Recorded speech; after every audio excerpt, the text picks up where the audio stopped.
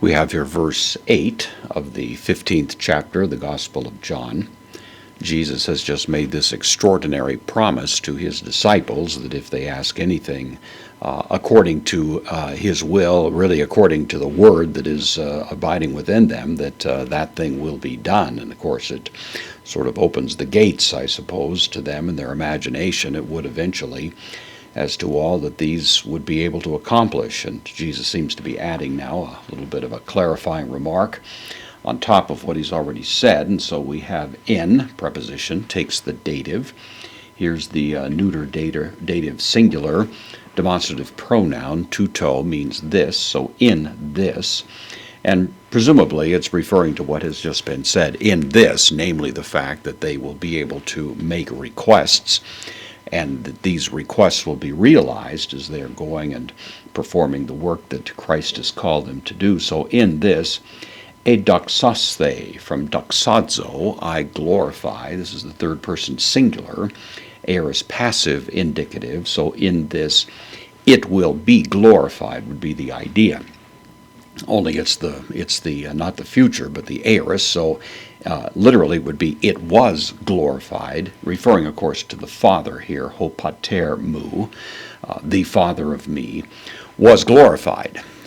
Now whether that means actually the past tense, it could be rendered, and some have rendered it, in this the Father is glorified, and the aorist could be applying in that sense as well.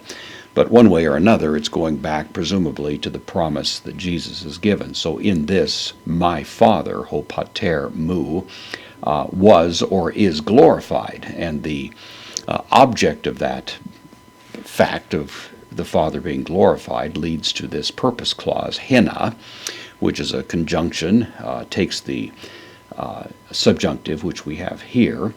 And so in order that carpone, where we've seen before, of course, in this context, this is the accusative singular of this masculine noun, which means fruit.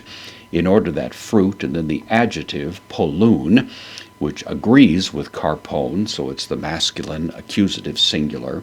In order that much fruit, phereta. Hina takes the subjunctive. Here we have the word pharaoh, I carry or I bear. Our English word ferry, of course, comes from that, means to carry something. And this is the second person plural, present active subjunctive. So in order that much fruit you may bring or bear or carry. And then we have another subjunctive here, so hina is also going with this subjunctive. Second person plural, aorist. Active in meaning, passive in form, aorist, active, subjunctive, and become. The fact that this is aorist suggests more of a punctiliar idea, whereas the present subjunctive here suggests more of an ongoing linear notion. So in order that you may bear much fruit and become, emoi, the of me, mathetai. This is the emphatic form of the first person pronoun, dative singular, so of me, mathetai. Of course, the nominative here is predicate nominative, actually, and become of me, mathetai, disciples.